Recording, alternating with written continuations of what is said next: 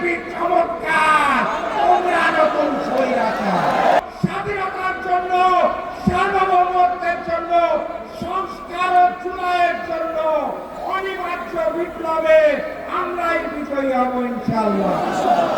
মুক্ত হয়েছিলাম, কিন্তু বাস্তবতা মাত্র 2 বছর যেতে না যেতেই আবার নতুন করে সেই ভারতীয় আধিপত্যবাদের আরাধনা শুরু হয়েছে।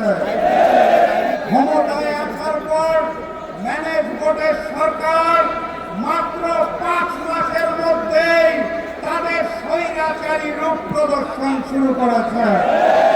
সংগ্রামী সাথী এবং বন্ধুগণ, অন্তর্বর্তী সরকার 2025 সালে গুম প্রতিরোধ ও প্রতিকার অধ্যাদেশ করেছিল, আপনারা জানেন। বিএনপি সরকার ক্ষমতায় এসে সেই অধ্যাদেশ বাতিল করে দিয়েছিল। গত পরশুদিন তারা নতুন করে তাদের মন্ত্রী পরিষদে গুম প্রতিরোধ ও প্রতিকার আইন পাস করেছে, কিন্তু সেই আইনে বলা হয়েছে গুম প্রতিকার এবং প্রতিরোধের জন্য আপনি যদি আবেদন করেন, আপনি যদি অনুরোধ করেন, তাহলে তদন্ত করবে পুলিশ বাহিনী। একটি গুমের পিছনে যদি পুলিশ বাহিনী জড়িত থাকে, তাদেরকেই যদি তদন্তের দায়িত্ব দেওয়া হয়, তাহলে সেই তদন্ত স্বৈরাচারী তদন্ত হবে।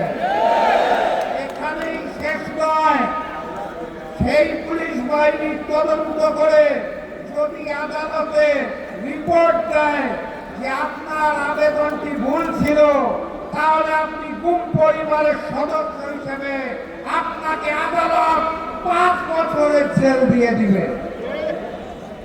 বাহ, বিএনপি চমৎকার, তোমরা নতুন স্বৈরাচার।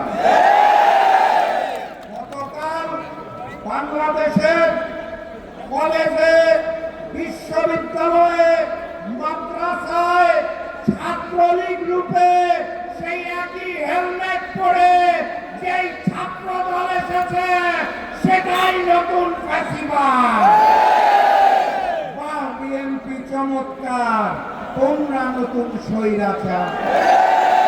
সম্মানিত সাথী এবং বন্ধুগণ, দ্রব্যমূল্যের ঊর্ধ্বগতি, বিদ্যুতের ভুতুড়ে বিল, তেল গ্যাস জ্বালানির দাম বৃদ্ধিকরণ করে বাংলার মানুষকে ভাতে এবং পানিতে যারা মারতে চায়, তাদের আমরা বলতে চাই, বাহ, বিএনপি চমৎকার, তোমরা নতুন স্বৈরাচার।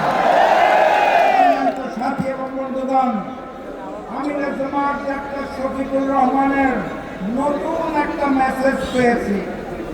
আবু সাইদের প্রতীকী চিঠি থেকে একটা মেসেজ পেয়েছি। সেখানে স্পষ্ট ভাষায় বলা আছে, জুলাই এখনো শেষ হয় নাই, জুলাই এখনো শেষ হয় নাই। আর তাই এই নতুন জালেমের বিরুদ্ধে আমাদের বিপ্লব অনিবার্য ইনশাআল্লাহ। আমরা পারবো, আমরা এই বিপ্লবে বিজয়ী হতে পারবো। আমরা কি প্রস্তুত আছি? আমাদের পারতেই হবে। দেশের জন্য, স্বাধীনতার জন্য, সার্বভৌমত্বের জন্য, সংস্কার ও চুনায়ের জন্য অনিবার্য বিপ্লবে আমরাই বিজয়ী হব ইনশাআল্লাহ। আজকের এখান থেকে বাড়ি ফিরার আগে আমার অনুরোধ, 3টা শপথ করে বাড়ি ফিরবেন। কয়টা?